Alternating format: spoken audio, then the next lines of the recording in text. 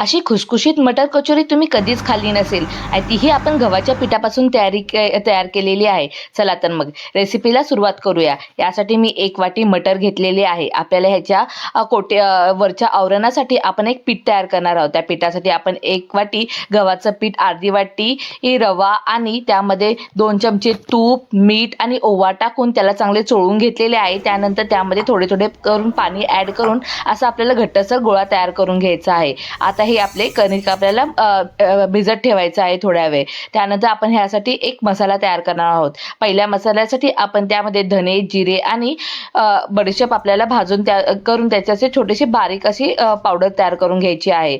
त्यानंतर आपण दुसरं वाटण्यासाठी आपण लसूण, आलं आणि कोथिंबीरचे देठं वाटून घेणार आहोत. आता इकडे मी मटरला थोडं कढईमधून आपण थोडंसं भाजून घेणार आहोत. त्यामध्ये मी 4 मिरच्या ॲड केलेल्या आहेत. आता हे आपले थोडेसे लालसर म्हणजे त्यावर चटका यायला पाहिजे असे आपण मटर भाजून घेणार आहोत. इकडे मी 1 चमचा तेलाचा वापर केलेला आहे. आता हे आपण आपले वाटून झाले आहे, त्याला आपण मिक्सरमधून बारीक करून घेऊया. आता इकडे त्या कढईमध्ये तेल थोडेसे टाकून त्यामध्ये जिरे, नंतर आपला जो हिरवा मसाला होता तो वाटून घेतलेला तो टाकायचा आहे. त्यामध्ये आपण वाटलेले मटर टाकून त्याला सुद्धा परतून घेऊया.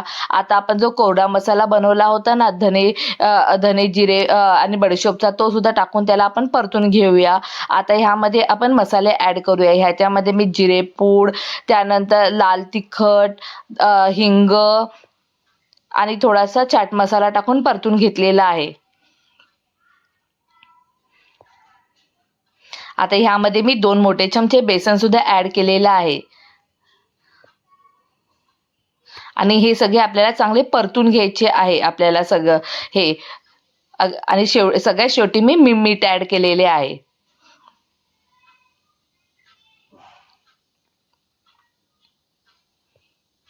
बेसन घातल्यामुळे आपल्याला बेसन भाजेपर्यंत चांगलं त्याला परतून घ्यायचे आहे. अगदी मला ह्याच्यासाठी 5 मिनिटं लागलेले आहे. मी ते 5 मिनिटं बारीक गॅसवर एकदम त्याला भाजून घेतलेले आहे. आता ह्यामध्ये मी कोथिंबीर टाकून त्यालाही चांगले परतून घेतलेले आहे. आता हे आपण सारण बाजूला काढून ठेवूया. आता आपल्याला कचोरी तळण्यासाठी मी एकीकडे गॅसवर कढई तापत ठेवून त्यामध्ये तळण्यासाठी तेल टाकून घेतलेले आहे आणि आपल्याला तेल एकदम बारीक गॅसवर आपल्याला गरम करून घ्यायचे आहे. इकडे माझी कणिक सुद्धा भिजलेली आहे चांगली. त्याला मी थोडीशी मळून घेतलेली आहे. त्यानंतर आता आपण सारणाचे गोल गोल गोळे करून घेऊया, म्हणजे सारण स्टफिंग करायला आपल्याला इझी पडेल. असे याचे गोल गोल गोळे करून ठेवलेले आहेत. आता इकडे आपल्याला छोटा लाडूसारखा आपल्याला एक पिठाचा गोळा घ्यायचा आहे आणि त्याला आपण वाटीचा शेप देऊया.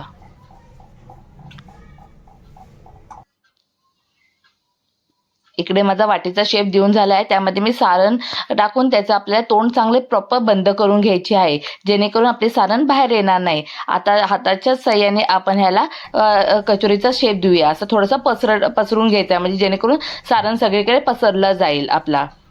हे करताना तुम्ही लाटण्याचा वापर करू नका, त्यामुळे सारण बाहेर जायची भीती असते. म्हणून तुम्ही हाताच्या साहाय्यानेच त्याला आपण चांगला कचोरीचा शेप दिलेला आहे. आता इकडे माझी एक एक करून सगळे कचोरी बनवून तयार झालेले आहे. आता आपण तळून घेऊया. आता हे तळण्यासाठी मी गॅस बारीकच ठेवलेला आहे आणि जसं तुम्हाला लागत असेल तर थोडंसं तुम्ही मध्यम करू शकता. बारीक करून आपण हे गॅस एकदम लो ठेवल्यामुळे ही एकदम खुसखुशीत होतात आणि जर तुम्ही मोठा ठेवला तर ते फक्त वरतून लाल होतील पण आतून खुसखुशीत होणार नाही. बघताय ना किती छान असे कचोरी आपले फुगलेले आहेत. आता ह्याला गोल्डन ब्राऊन होईपर्यंत आपल्याला तळून घ्यायचे आहेत आणि आता ही ते मी बाजूला काढून घेतलेली आहेत. बघताय ना आवाज किती खुसखुशीत आहे. एक मी तुम्हाला फोडून सुद्धा दाखवते. किती छान अशी आपली कचोरी भरलेली आहे. आता तुम्हाला हवं तसं तुम्ही सर्व करू शकता. मी ह्यावर चिंच गुळाची चटणी, पुदिनाची चटणी आणि थोडंसं गोड चटणी टाकून, शेव टाकून सर्व केलेली आहे. तुम्हाला जशी आवडते तशी तुम्ही खाऊ शकता किंवा तुम्ही नुसती कोरडीही सुद्धा खाऊ शकता. ती तशीही खूप छान लागते ही कचोरी. मुलं आवडीने खातात. तुम्ही नक्की करून पहा. Thank you for watching.